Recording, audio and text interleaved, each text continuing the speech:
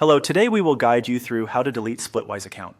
If you no longer need your Splitwise profile and want to deactivate it, this walkthrough will help you move through the process clearly and smoothly. Before you begin, make sure you can access your account and that you know your password, since you'll be asked to confirm it during the final steps. Start by opening the Splitwise app on your device. Once the app loads, take a moment to make sure you're signed into the correct account you want to remove. This is especially important if you use more than one login or share a device with someone else. Next, look toward the bottom right corner of the screen and find the Account section.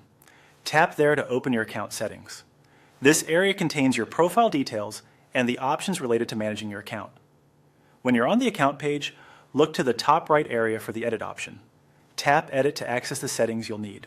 You may see your email address displayed near the top, but for privacy and security, we won't reference any personal details here. Just select the Edit option associated with your account information. After that, scroll down through the available settings until you find the option labeled Close Your Account. Depending on your screen size, you may need to scroll a bit more carefully, so take your time and make sure you don't miss it. Once you see Close Your Account, tap on it. This will begin the account closure process. At this stage, the app may show a warning or confirmation message to make sure you understand that you're about to deactivate your account. Read the on-screen information carefully so you know what will happen next. You'll then be prompted to enter your password. Type it in carefully to confirm that you are the account owner.